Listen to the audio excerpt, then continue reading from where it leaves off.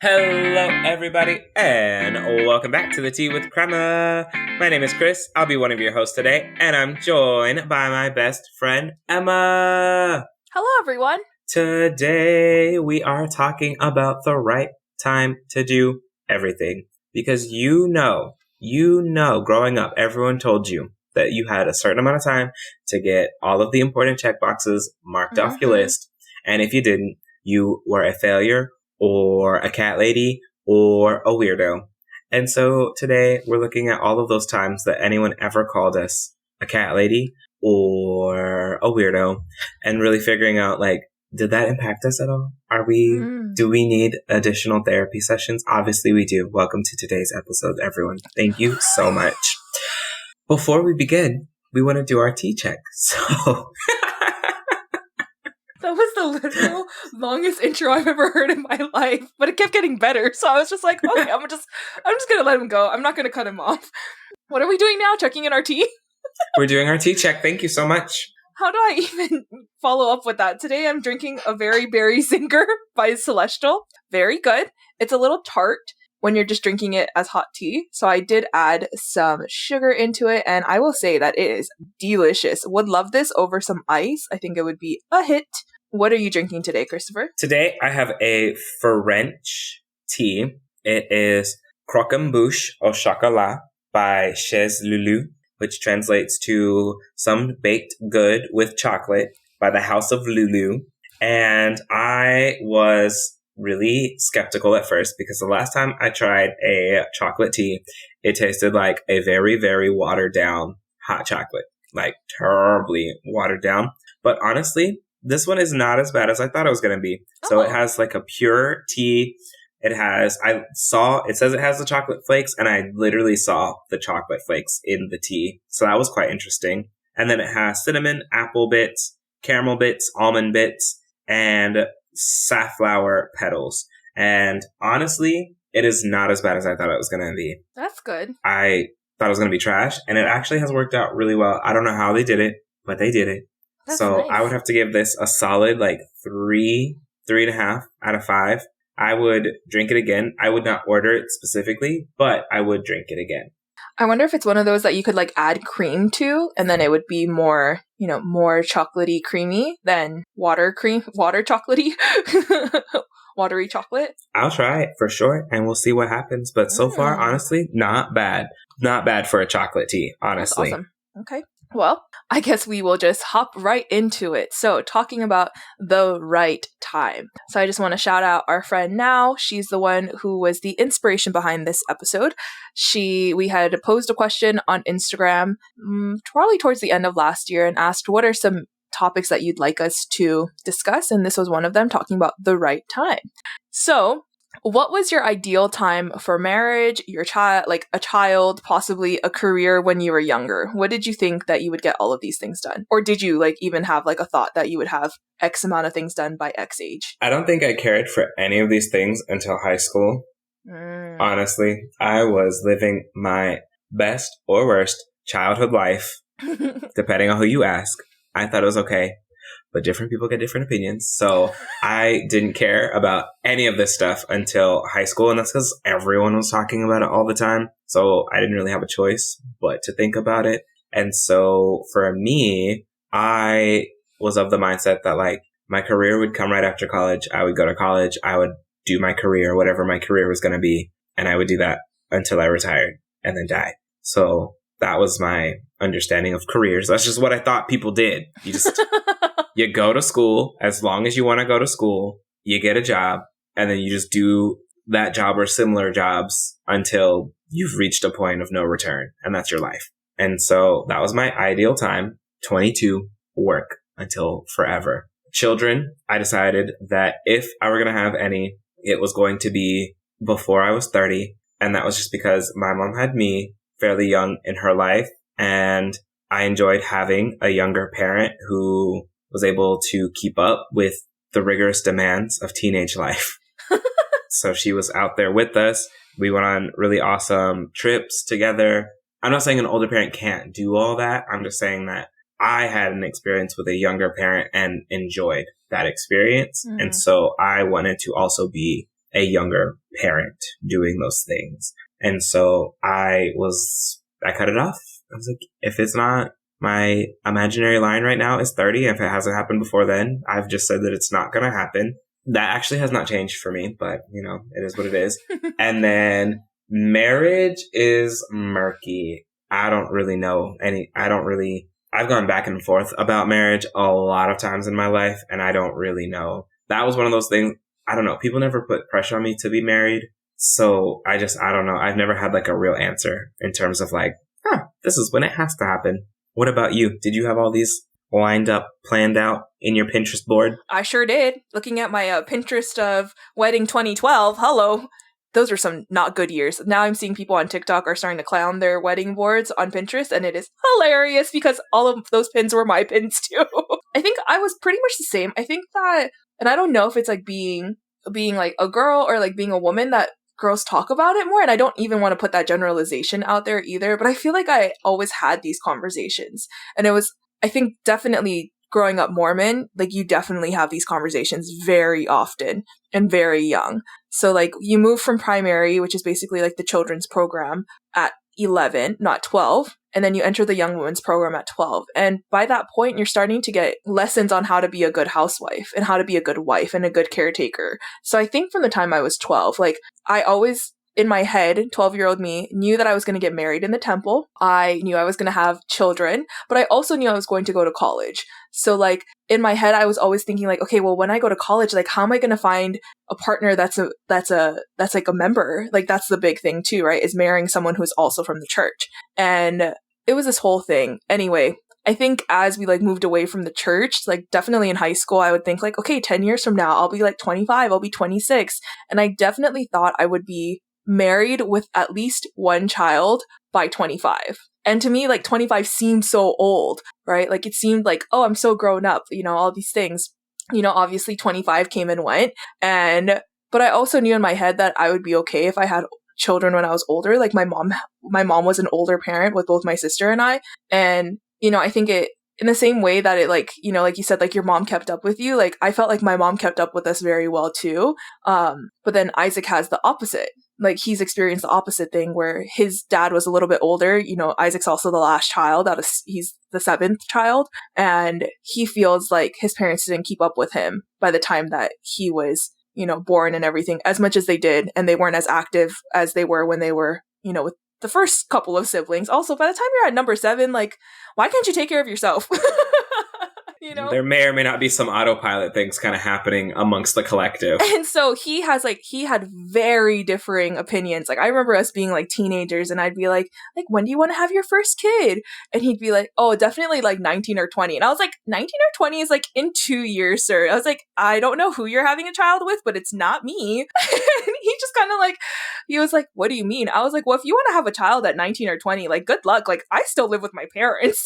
Like I do not have a paycheck. I am in no shape, way, or form. Like, and my sister had, maybe Vake was like 2 or 3 by that point. So I had known like what it was to like see the costs of childcare, the costs of like diapers and things like that. And I was like, I cannot afford that. Like I make $10 an hour. And when I make that $10 an hour, it goes towards gas to come see you. And I remember him saying like, I just don't want to be an old parent. Like I just want to be able to run around with my kids. And I could never wrap my head around like, you can still be an older parent and be active. My mom was like in those classes and like walking around the park and doing all those things at like 30, 35. So it didn't occur to me that like being older meant that you weren't going to be like as active. But yeah, I definitely thought I would have all of those, like at least marriage and child by 25. Career, I always assumed, similar to you, like you start your career after you get out of college and then you just do that for the rest of your life. And I think it wasn't until like my sister started going back to nursing school that I saw like, oh, you can pivot and it's okay to pivot. You don't have to stay in this career for the rest of your life, because everyone in my life up until that point had only ever stayed in their one career that they started, right? It was very uncommon for them to like pivot into these new places and these new careers and things like that. So yeah, definitely did not meet those times. But why do you think that there's like such an expectation to get everything done at these times? I think that's like the bigger issue, right? I mean, I think part of it is whether we like it or not, everyone does have a finite amount of time. You just do. And I think part of it is we also know, just talking about things like our knees giving out, that you also have a finite amount of time in your prime, essentially, in your physical prime. And so there are certain things that I would imagine that are just easier when you are in your physical prime. So you're not going to convince me that bending down to pick over a child is as easy at 20 as it is at 25, 30, 35, 40. Picking up, having to get that newborn up and down. It hits different at all of those different ages. So, I would imagine that part of it is just there are just some biological things that happen that we cannot control. We just got to be ready to deal with those things.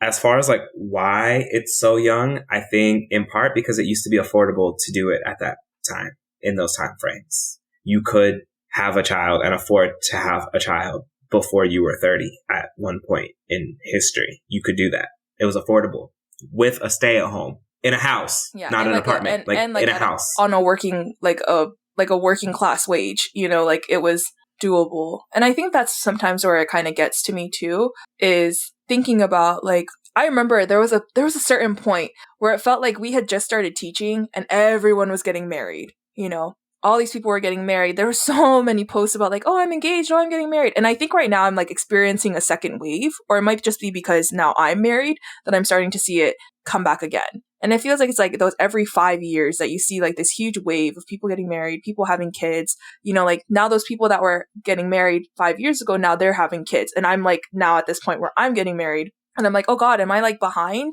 But again, at the end of the day, who's paying my bills? So to be behind or to be anything like that, it's all on my time. And I still struggle though, thinking about man, as a kid, I really thought that by 25, I would have all of this stuff on lock. I thought I would really be done. And, and I think also having our cousins around us who are having kids really young, one of our cousins, she has 5 kids, and she's our age. And the oldest one is now in elementary school. And I just think man, when I have kids and they're in elementary school, we're going to be, the older parents. We're going to be what my parents were. And, just always thinking about that. And I always think about as I pick something up and my knees are creaking, how am I going to pick up a 10-pound baby? How am I going to navigate repeatedly, over and over again? Because they just don't ever want to be put down in one place. So it always makes me really sit down and really think. And I'm I really enjoy the way my life is. And, is our kids part of that still? Is that a reality for me? As soon as Isaac and I got married, literally that day, people were okay, when are the kids coming? What? We just got married. The ink is still wet. I'm pretty sure I have 90 days to annul this. But it was so easy for everyone to just be okay, where are the kids? And I wonder, do they ask men that? Do they do that? Is that a thing? I get asked all the time, when are you having kids? When's the first kid? All the time. So maybe, and my answer is farther and farther away, because the older I get, the more I see y'all with these kids. And I think that also keeps me jaded too, right? Being a teacher. I mean, I'm sure that's part of it. It's not even, that part doesn't, being a teacher never impacted my viewpoint on having children, in the sense of just making sure I just wanted to be very confident that I was ready whenever that happened. I think more so the people that I know having kids, because I can actually ask them and I can see the things that they're going through. I can see how expensive things like childcare and daycare are. I can see the impacts of things like postpartum depression after you have a child, but not having enough maternity leave in this country to actually be able to go through and deal with all of those things, because you have 6 weeks, maybe 12, to have had the baby, to have physically recovered yourself, to have bonded with the baby as much as you can in that time, to have gone through postpartum, to then get ready to essentially ship your kid off to strangers for the entire time that you're at work. And so for me, it was just one of those things that if I was going to have kids, I wanted to make sure that there are certain things that I wanted to be very true for me to have kids. And honestly, with the way inflation and just even the economic factors, not including the fact that as I get older and the longer I stay independent, the harder it is to then want to not have those things. I can just pick up and go on vacations. I can just pick up and go and do certain things. And so the act of breaking myself out of that habit, and then also looking at the cost of literally everything constantly go up, there was that whole formula shortage a few months ago. And I'm sure that had people stressed to the max, literally to the like breaking point, I would imagine. And so I just don't, it was always just the people around me that it just didn't make any sense. And then when you read about climate science, it just, I don't know, man. Is there even going to be a world left, like an Earth for our children to inhabit? Mm-hmm. So, I mean, the reality is like the expectations are there for, I mean, it makes sense. Like all of the things make sense. I get why the expectations are there.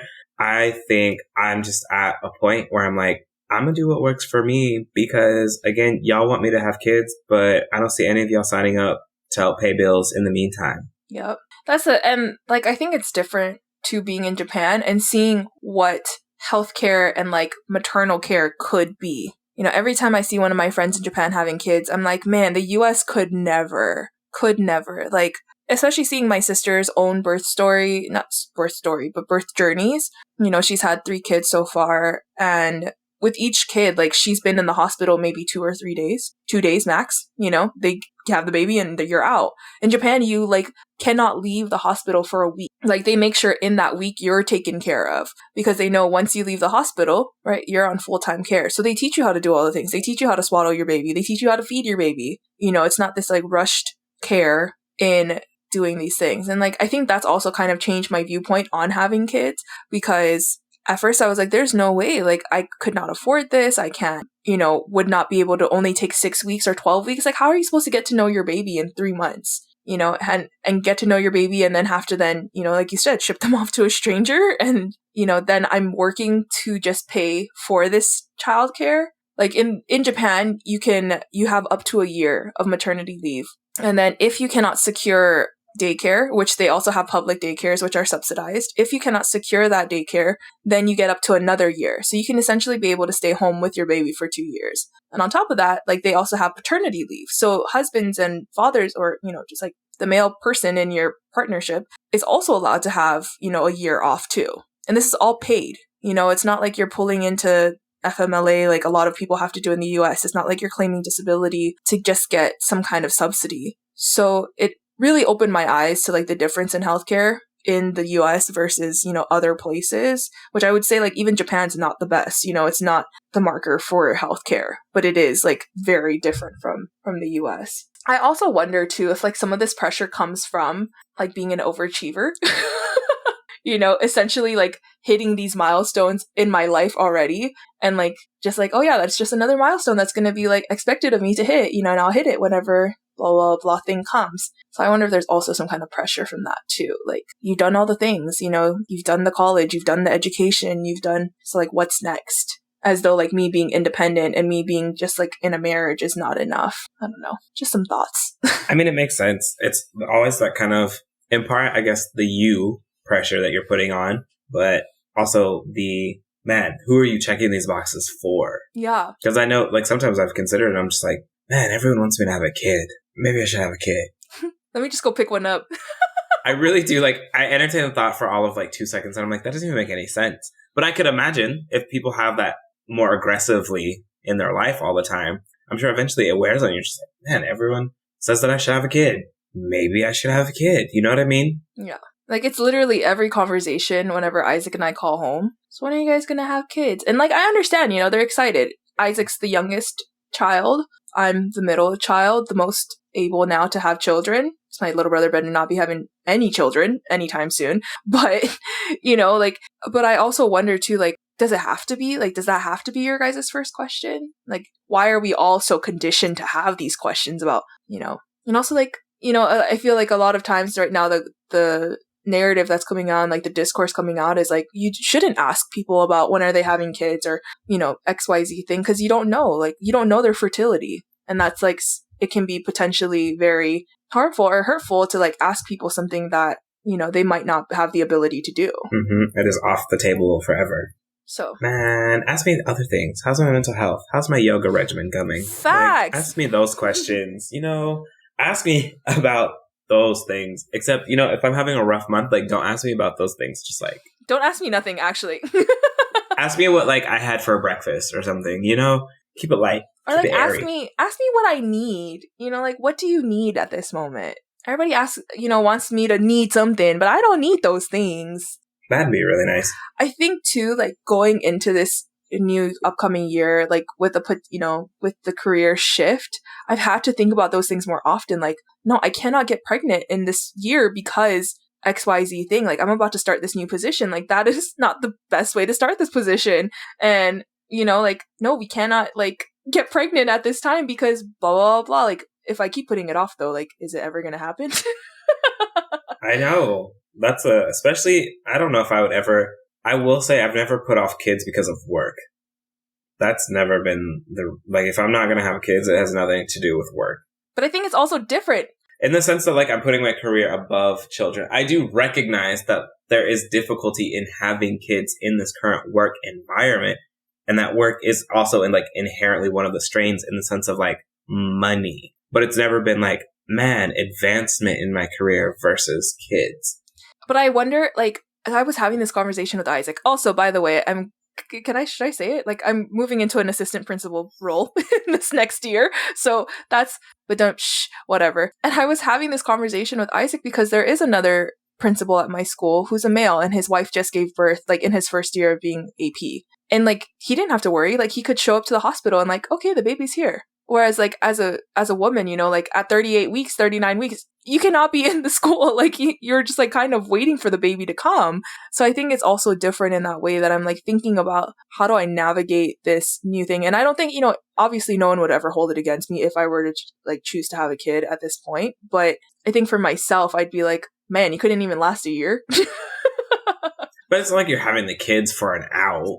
Yeah, exactly. Could you imagine, like, oh, this is stressful. You know what we gotta do? Have a kid. Right now. Make this really nice a year off. So. It'd be really great 9 months from now. Oh, man. So I don't know. So then does that mean that you have, like, do you even have times anymore? Do you have a timeline? Is it a thing? All I know in terms of, like, timeline, like, my mom had me at 37. Like, I know I got until 37. I would say that I had a pretty, solid childhood with having a 37-year-old as my mom. Was she always the oldest parent? Yeah, but she also, she, like, kept up with the young parents, too. I think that's, like, I feel like age is all a mindset, That's not what your knees be saying. I mean, besides my knee saying that, but I think that's also, like, my fault. Like, I could be more active. I could be, I could be doing things to help rehabilitate my knees. But, yeah, I think again, like, women have a finite time, or, like, biologically female people have a finite time. We only have so many eggs in our ovaries. So, that is something that I kind of think about a lot, is that there is a biological clock. I would say I would like to have my first child by 30. So we'll see. We have a little bit of time to go until then. Not much. Not much, but, we'll see. Because you are bleep years old, okay? Closer to 30 than I am to 25. So put it that way. So I'm just saying, yeah, I'm not rushing you. You can have kids whenever or don't have kids. Yeah, exactly. It is what it is. And that's what I think too, right? Like, I can, but I don't have to either. Like, I'm very conscious of the climate, things like that. Like, do I want to bring a human into this very confusing and, like, will we even have an Earth? Is that a very, like, controversial statement for me to make? I don't know. Like, Texas keeps freezing. Why does that keep happening? I have never missed so many days due to snow and ice growing up as I have in the past 3 years. In all bleep years of your life, right? Like, this has been the most. I can count on all of 2 fingers how many times I've missed school on account of ice growing up as a child, like, as a student. And I remember, like, I think our first year of teaching was one of those years that Austin actually had, like, sticking snow. Do you remember that?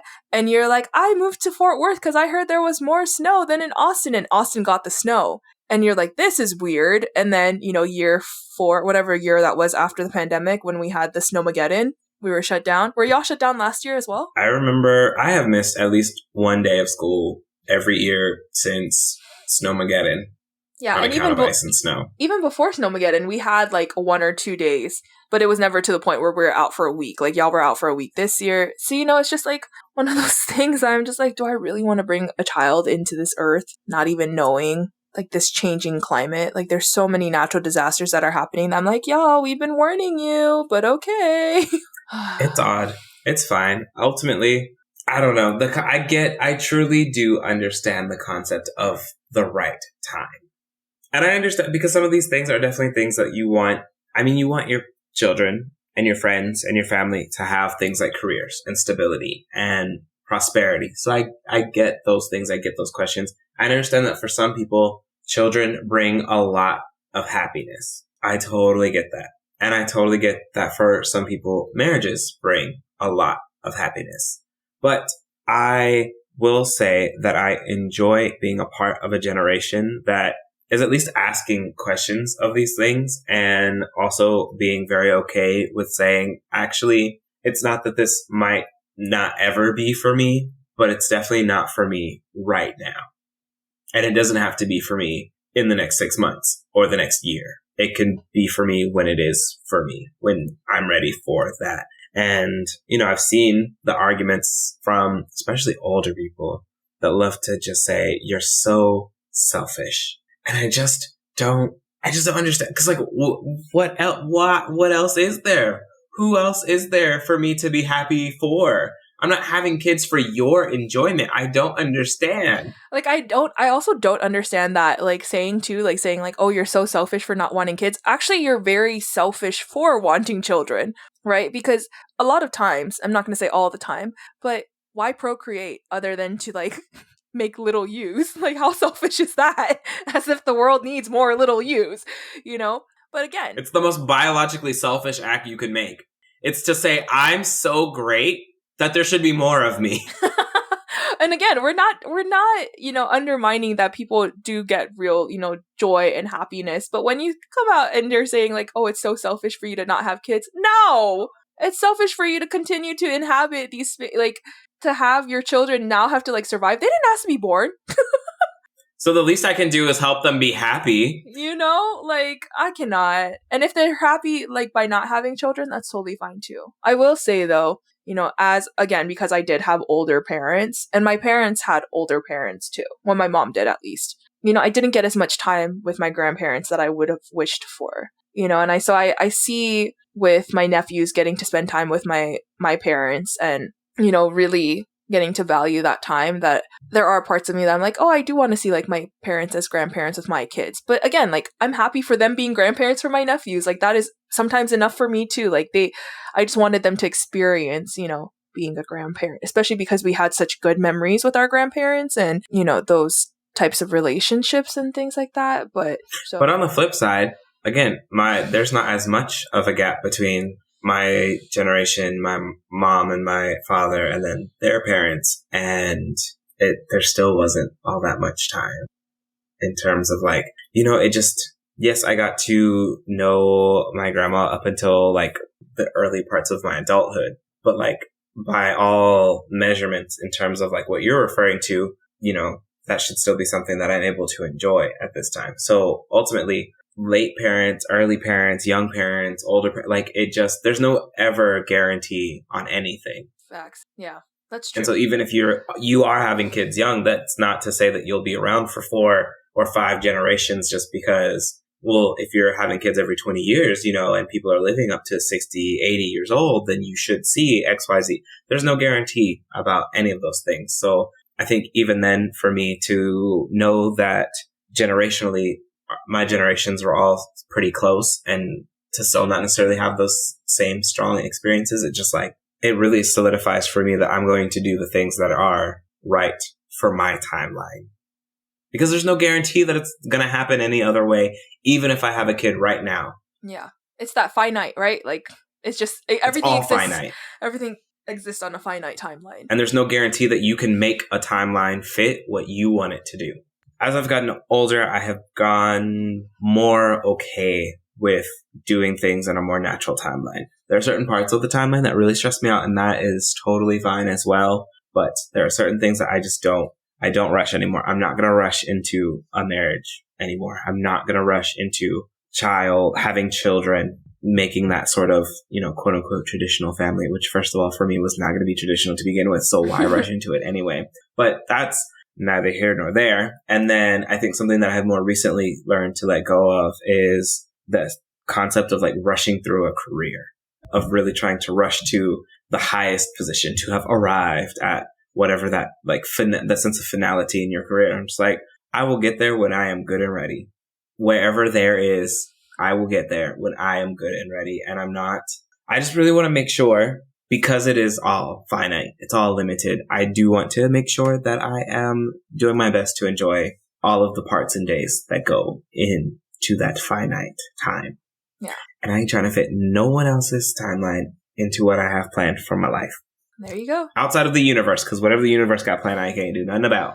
That's gonna happen. Sorry. In your wood dog year. It's just gonna be what it is, okay? The universe has spoken and such, so it will be.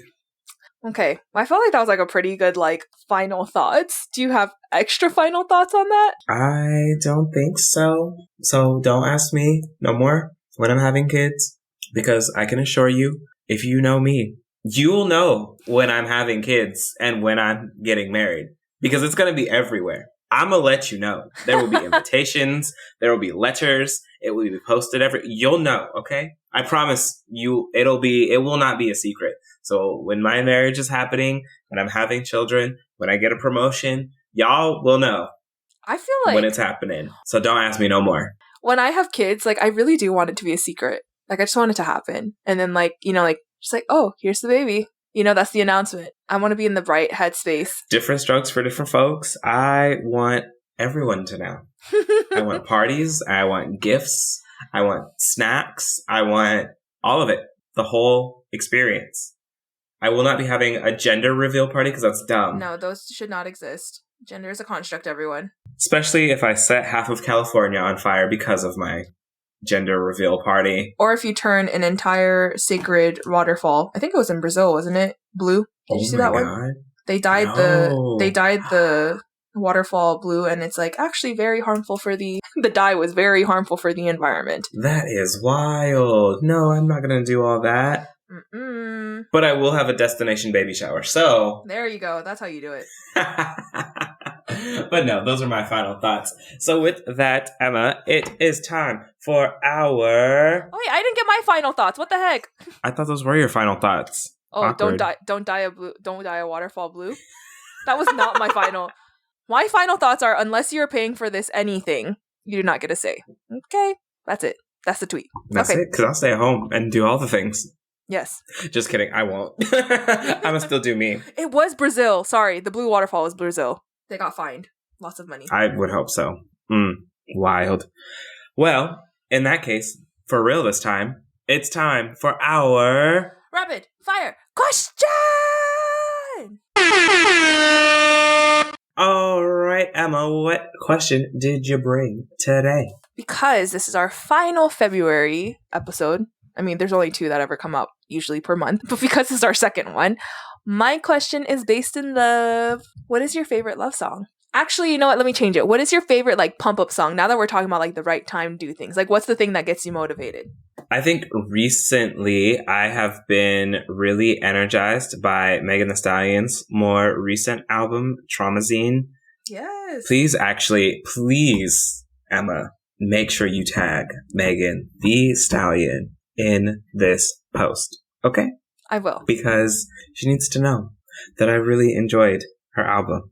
That you get pumped up to her. Really gets me hyped, really helps me start and feel confident about a lot of things when I'm tackling stuff. So I'm just saying, please go ahead and tag Megan Thee Stallion in today's episode. Okay? I will. H-Town.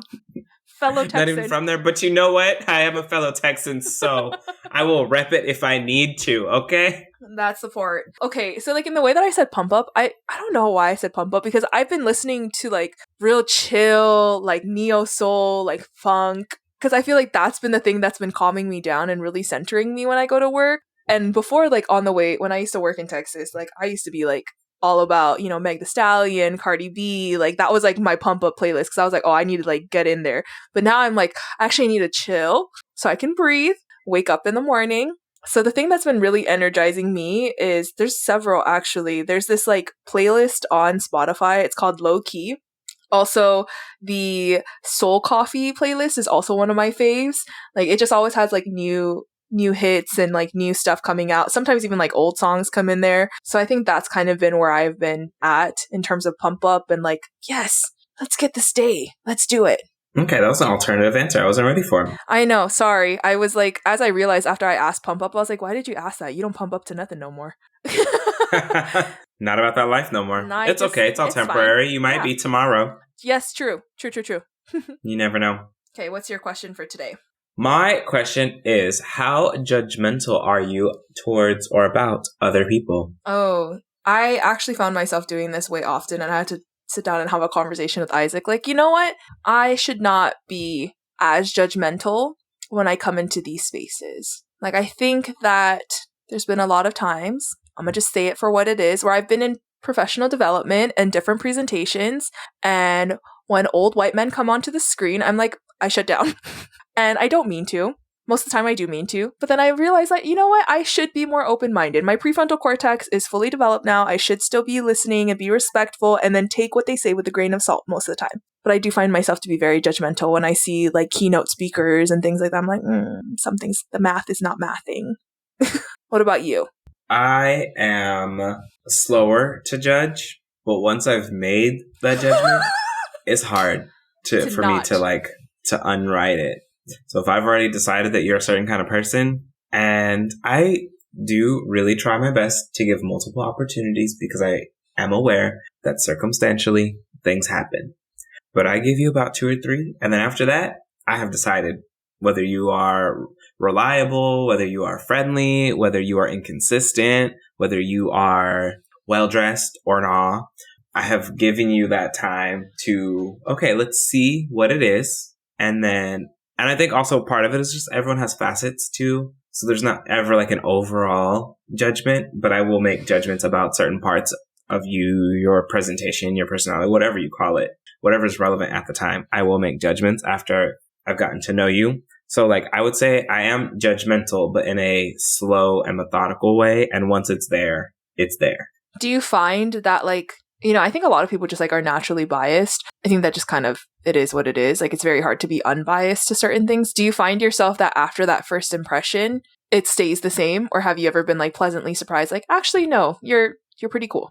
Yeah, all the time. People definitely like, again, part of it is circumstantial. And so sometimes there's just like a lack of depth in an interaction with a person. And then sometimes there's a lack of depth and interaction with a person. And then there is, and you're like, oh, I was wrong. Please get away from me. I will say that I think I'm pretty quick to that. And then as, you know, time goes on, I'm like, actually, no, my first impression was pretty good. Like, I think I'm pretty like, I've been proven right more times than I've been proven wrong. But I don't know if I'm going into all these interactions of like, oh, I already have this like view on this person. So I know I'm not going to like get along with them. Confirmation bias. Yeah. So that's what I also think happens too. But yeah, a lot of times I'm just like, yeah, you know, and I can avoid. But I will say that there have been times where like I get into like something and I'm like, oh yeah, we could be friends. And then later on I'm like, would pass.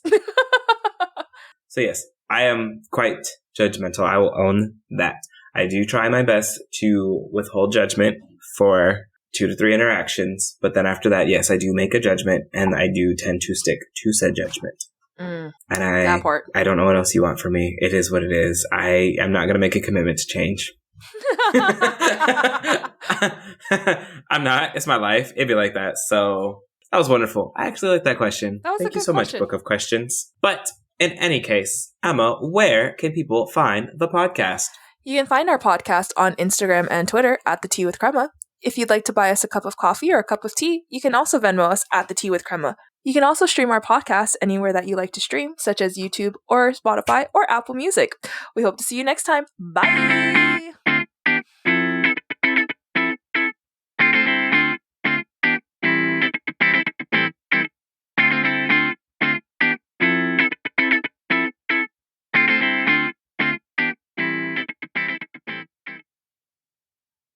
I was hoping he was still going to be in there because I'm going to be like, Emma, where can people find the Isaac? Right behind me, opening up all the drawers!